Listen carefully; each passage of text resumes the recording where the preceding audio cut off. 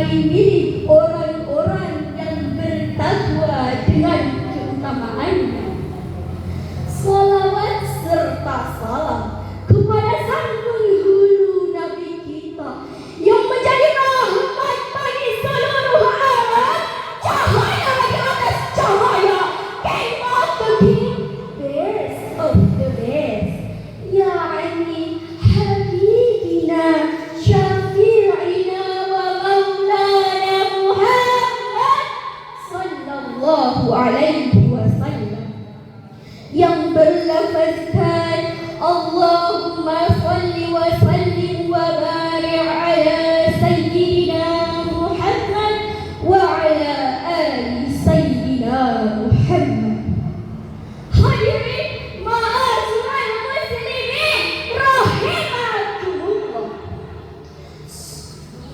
Alhamdulillah wa syukurillah, pada hari ini saya bisa bertatap muka dan berbicara untuk menyampaikan sebuah tema pidato dengan judul Jadilah Manusia yang Bermanfaat bagi Orang Lain. Dewan juri yang mulia, yang arif lagi bijaksana, hadirin wal hadirat rahimakumullah. Sungguh beruntung bagi siapapun yang Allah karuniai kepekaan untuk mengamalkan aneka beri peluang kebaikan.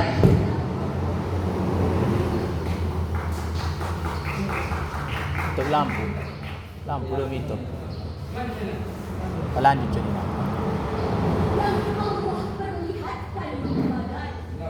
Beruntung pula bagi orang yang Allah titipi aneka potensi kelebihan kepadanya, dan dikaruniai pula kesatuan memanfaatkannya kepada sebanyak-banyak umat manusia.